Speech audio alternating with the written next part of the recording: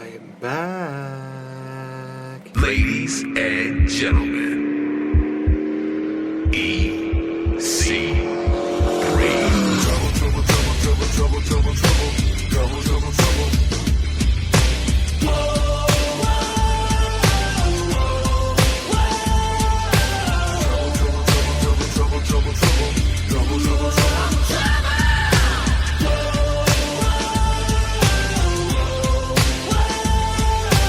I've been fighting all my life for the man I am inside. I believe the plan for me is plain to see. This is indeed your host, Nate the Effin' Great.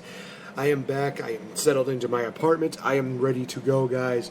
Let us talk about... Well, actually, we're going to talk about quite a bit today because I'm going to be talking a bit about the Squared Circle podcast. Well, let me just move this over a bit because I think that the AC is going to really make it. There we go. All right. So things are a little bit more at ease. Ow. Hurt my leg a little bit. All right.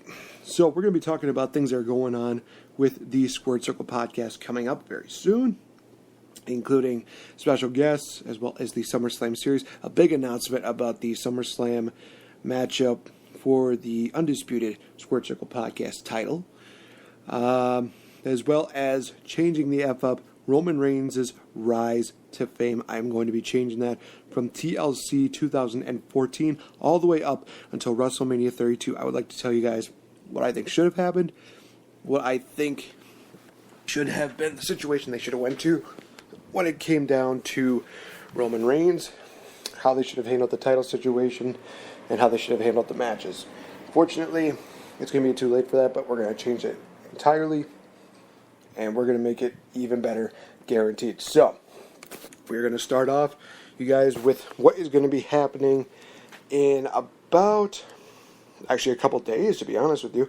It is August 5th that I am recording this, and we are going to be having the one and only Master of Regret himself, Brian Zane from Wrestling with Regret, will indeed be on the Squared Circle podcast on that channel here on Spreaker.com. It will be this upcoming Tuesday, so guys, if you get a chance, be sure to go to our website. Be sure to check us out on Twitter, mainly yours truly, at Nate Effin' Great. And be sure to send us questions that you would like for us to ask Mr. Brian Zane, because we value your guys' opinion. We value your guys' input when it comes to the show. So please, by all means, ask your questions. It would be awesome to have you on. On the 14th, we are going to have the lovely Ariana making her lovely return to the Squared Circle. For those of you that don't know who Ariana is, blame Spencer Hart. Well, then again, you might have a hard time doing that because you might throw a little bit of pity at his way, because I did actually super kick him a couple weeks ago. Him and Max, no regrets. They were kind of weighing me down, so I'm going to make sure that they remember that I am the reason why we are at the spot that we are today. Anyway, getting a little off topic, Ariana will be making her return. Unfortunately, we could not get the original interview with her last time, but we are going to have a reboot of that on the 14th, on that Sunday. So looking forward to that. We will have on the 17th the daughter of Mrs. Foley's baby boy, the daughter of her, Noelle Foley, will indeed be on the show. It is going to be awesome just to have her on, and so much to talk about when it comes to her. So again, when the time gets more near, we're going to have you guys ask some questions, and feel free to leave a like, as well as leave some comments on what you would like for us to ask Noelle Foley, because we are going to be helping her promote her show, Holy Foley, that's going to be debuting on the WWE Network August 21st, immediately following SummerSlam, guys. It's going to be awesome. I'm going to just say that right now. On the 18th, I will be interviewing Aria Blake, who is an independent wrestler, and it is going to be an honor to be talking to her. A lot of independent deals coming on. And, of course, on the 19th will be our SummerSlam prediction show, you guys, and we will be joined by SoCal Val, because it will indeed be Mr. Spencer Hart against Max Beatty, making predictions against each other, and I will indeed have my revenge and my redemption against SoCal Val at SummerSlam. So Be sure to tune into that, you guys. It is going to be awesome. And speaking of SummerSlam, there has been a lot of things that have been going on, and there's going to be a bit of change up when it comes to the world title situation and the whole thing that goes down with the Squared Circle Podcast title. Originally, the plan was to have Mr. Spencer and Mr. Max go against each other. You know, I think that they could beat each other up, and next thing you know, quid pro quo, I walk out with the championship, no problem. But something has indeed changed. And I have been very vocal on the competitors' fan page. For those of you that have not been paying attention to Facebook, I have been getting in a little bit of heated arguments with the one and only Zach Hagenbusher, a.k.a. the Wrestling Guru. He has tried to opt out of facing me at the Lincoln show that is going to be coming up in September 3rd, I believe. And we have actually come to an agreement for me to have a rematch. So I am here to announce that part of that agreement, I have indeed made a deal with the devil. And I'm honestly hoping that this doesn't happen. But Mr. Zach has agreed to face me at Lincoln, provided that I make this announcement. It will be Spencer Hart versus Max Beatty versus Zach for the undisputed Squared Circle Podcast title. Oh my gosh, what am I doing with my life? So that match is now official. Zach will indeed be a part of the prediction show that Friday. I am praying that Max and Spencer win at SummerSlam, because we cannot have him hold the title again. It will be disastrous. It will be horrible. And I will probably end up knocking myself out, which can be possible. So you guys might get a little bit of a treat from that. Happy thoughts. Happy thoughts. Where are the happy thoughts? Let's see here. Roman Reigns is not in the title picture. Finn Balor versus Seth Rollins. Nakamura versus Samoa Joe. Oh, okay. I'm happy now. I'm happy. I'm good. Speaking of happy, for those of you that have missed out on the CWC, my good fellow co-host, Mr. Max Beatty, did not get a chance to talk about that. So I will get a chance to talk about that. We got to see quite a few great matches in which we saw Rich Swann, Noam Dar, I believe it was Drew Gallagher. No, that doesn't sound right. I forgot what his name was. Gallagher and Johnny Gargano, they have all advanced to the final 16, I guess you could say, the round of 16, I guess you could say. Guys, it is going to be so much better. I mean, we already got so many great matches lined up right now. I mean, you got Tajiri, you got Zack Sabre Jr., Noam Dar, Johnny Gargano, Kota Ibushi, so many of these great and talented cruiserweights. And one of the things that I think has been brought up is that the winner is going to be the WWE Cruiserweight Champion. Honestly, that would be a great title to win at the end of this tournament. And plus, they're bringing a Cruiserweight division to Raw, so why not? Why not have a Cruiserweight division led by the winner of the Cruiserweight Classic? It works out perfectly, and it would be the best way to debut on Raw is with that title. But we'll just have to wait and see what WWE has in mind. Speaking of WWE, I'm actually going to touch base on SmackDown, because if you got a chance to listen to, again, Max's videos, which are awesome, you guys could go check it out, I guess.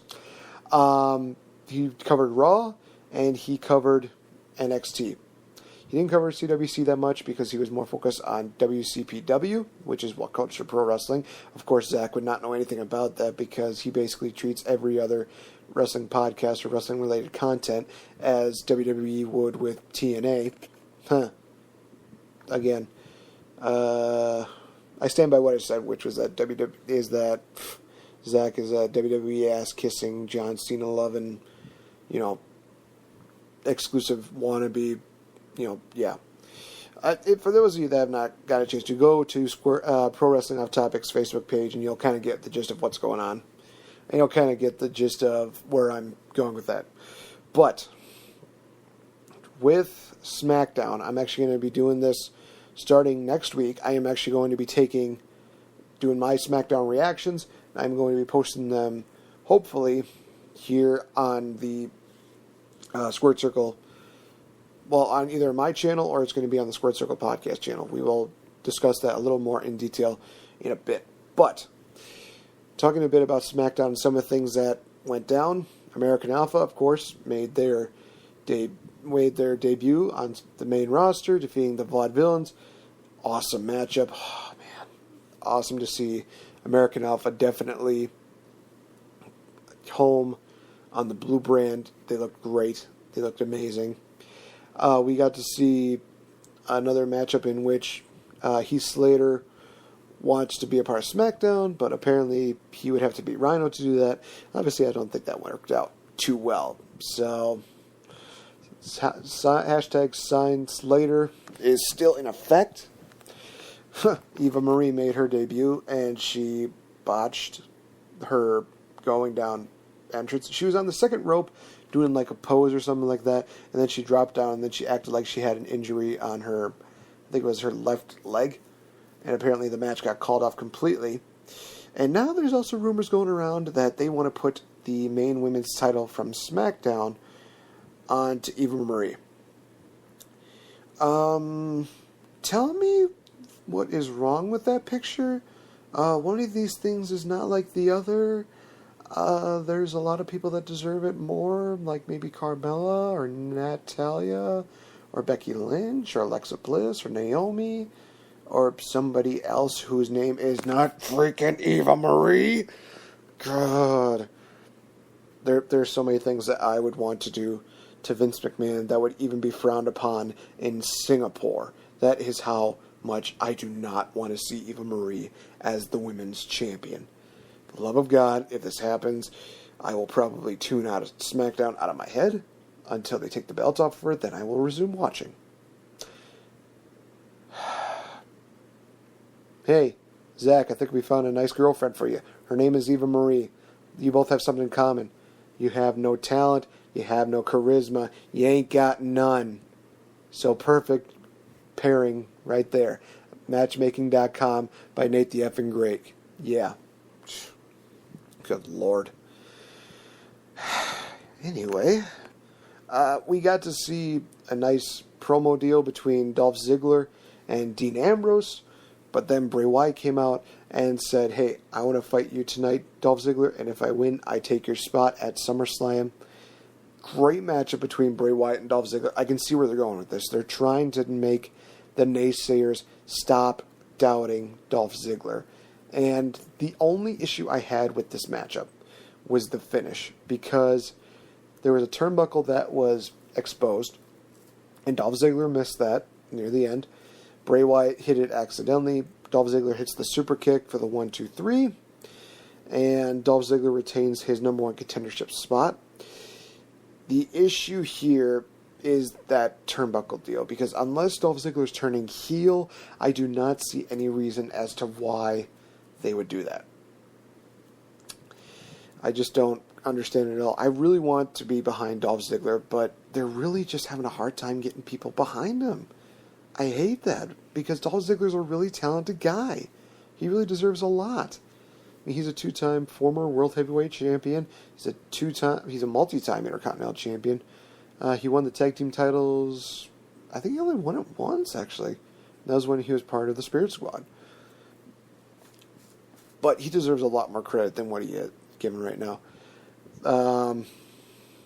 We also got to see a great promo between AJ Styles and John Cena. I will say that the great part is very, very touchy, because the issue I had with this is that it was another John Cena deal where he talks about how much he loves the WWE, how much he wouldn't leave it for anywhere else, and basically telling, it was just really dumb, because John Cena said, like, well, you could get fired right now and you would work for anywhere else. If